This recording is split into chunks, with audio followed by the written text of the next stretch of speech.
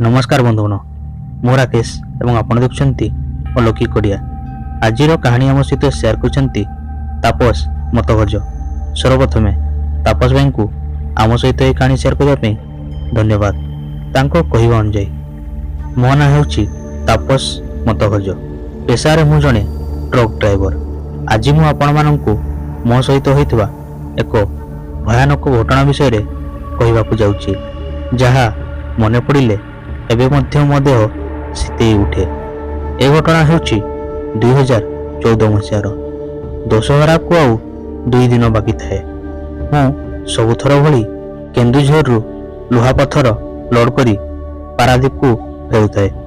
केन्दुझरु बाहरिबार अधघंटा होईची कि नहीं घरु फोन आसिला। फोन देखिला बेलकु मो स्त्री फोन करथिला। मु गाड़ी टिकु टिके स्लो करी कॉल रिसीव कली। मो स्त्री कहिथिला कि काली जेमिति हेले भी घर को जीवा पई। दशहरा जोगु 2 छुआंक पई ड्रेस किनिबार थिला।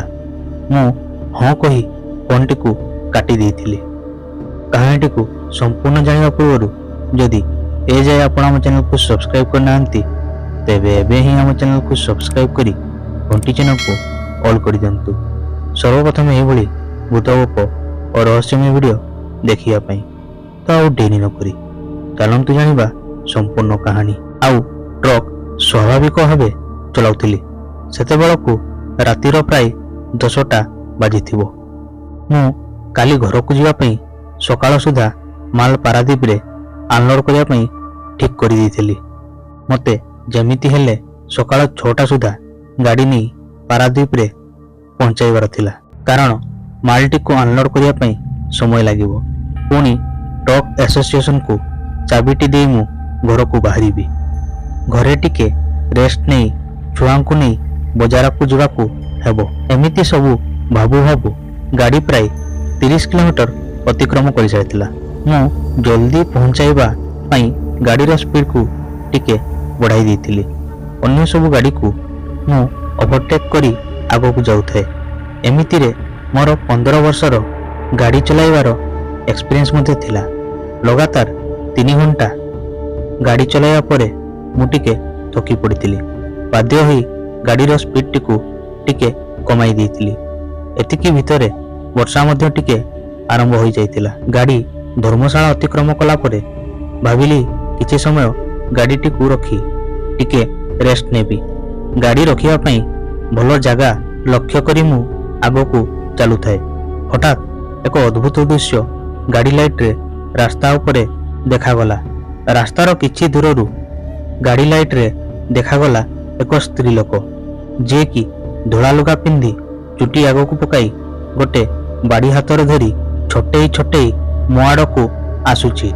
मु देखु देखु जानिगली जे ए कौनसी साधारण स्त्री लोक नुहे। धीरे धीरे से मो गाड़ी आड़ को आसुतिला। आउ मु भୟରେ किछि उपाय न पाई मो गाड़ीर ब्रेक को दबेई देइथिली।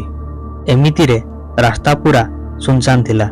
राति 2टा रे किए बा काहीकि रास्ता रे जीवो।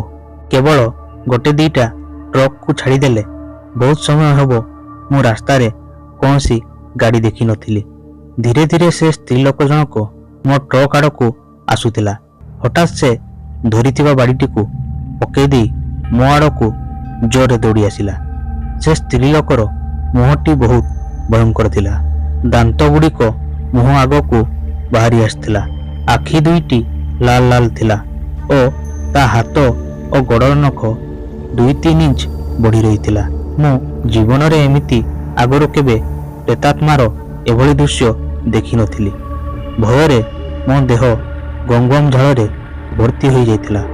आउ डेरी न करी मु गाड़ीटी को स्टार्ट कर देइथिली। आउ प्रेतात्मा आड़ को जोर रे आगेली। मु भाबिथिली कि ट्रक टी को ता उपरे चढ़ई नेबी, किंतु ट्रक टी ता पाखक जीवा मात्रे से कुआडे उभान हो जाइथिला। पछ मिरर रे मु ताकू कोठी देखिबाकू पाई नथिली। प्राण विकल रे सेठारु ट्रक नहीं आगो को स्पीड रे बढ़ुथाए।